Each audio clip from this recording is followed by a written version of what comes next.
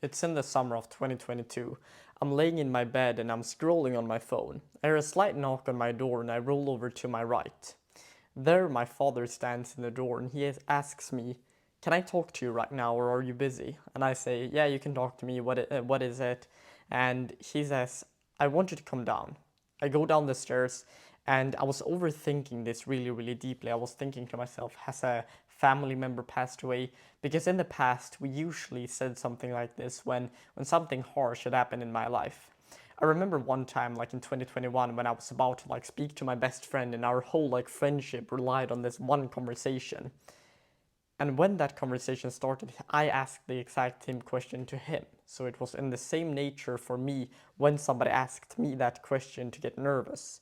But anyway, I walked down the stairs and there my brother and my mother is also sitting around the dinner table.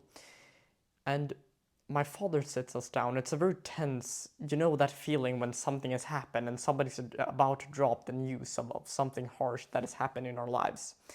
He dropped the news. They were going to have a divorce. They were going to split up. And onward from there, I shifted school, and my football team that I was playing in very, very regularly also like split up or whatever you want to call it. So what happened was that I basically lost all sense of what was like normal and familiar with me in my life. And I remember walking between like my father's house and my mother's apartment because they live very, very close to each other, like 400, not 400, like 100 meters away.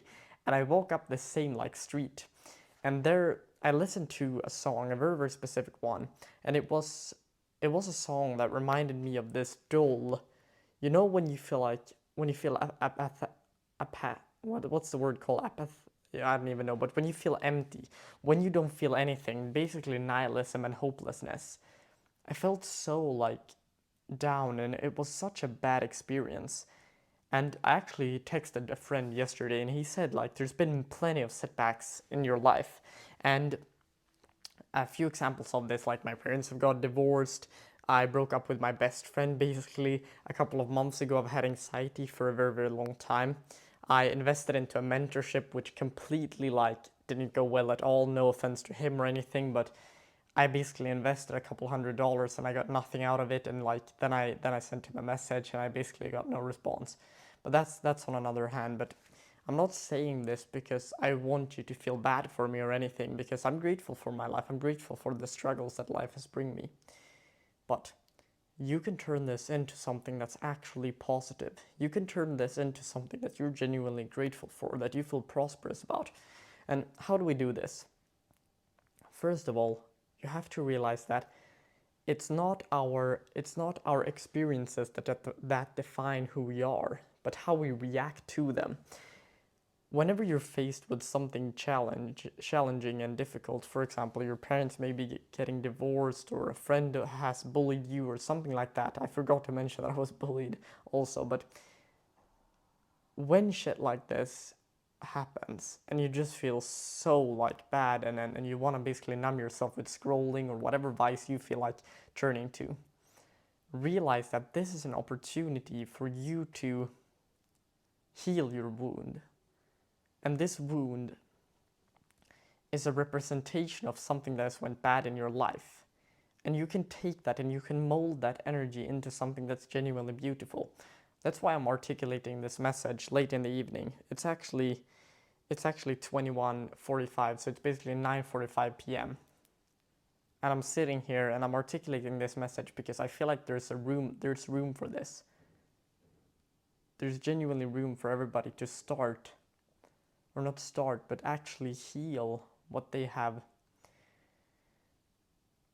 been dealt with in the past. And the more we can do that, the better our lives will get. And so my mission is very basic. It's simple. It is to make guys just like you watching this video, feel a bit less alone, a bit less nihilistic, a bit less anxious. And maybe you're wondering, just like I've been for quite some time, like, what happens when we die? What's this life meant to be? Who am I supposed to be in this world? What is my mission? Is the world out to get me? It can be a very, very, very challenging thinking patterns when you're a deep thinker, just like I am.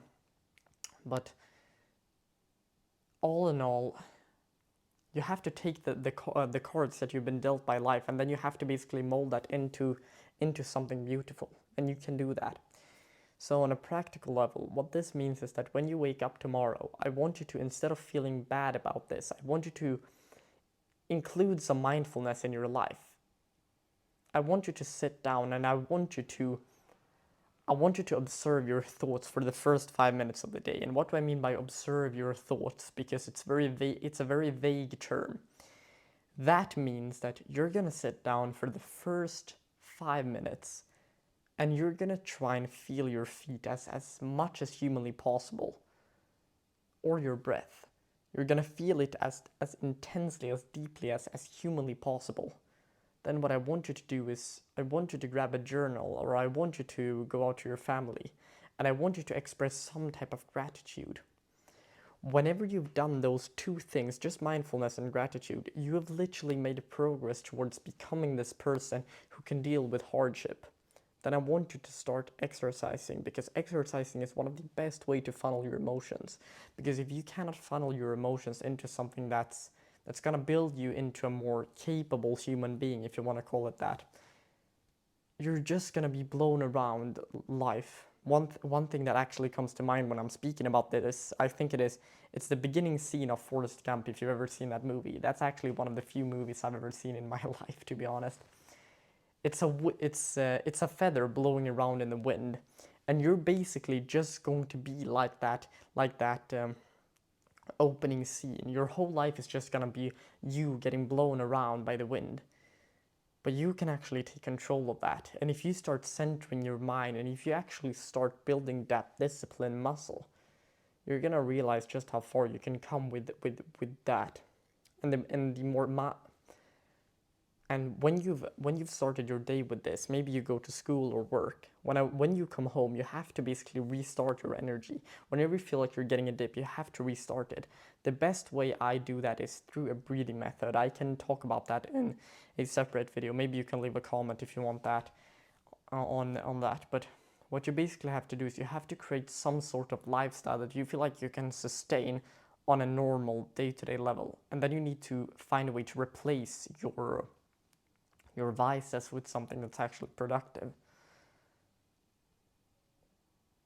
And for anyone who's watching this, I just want you to realize that whatever you're going through, it's not permanent.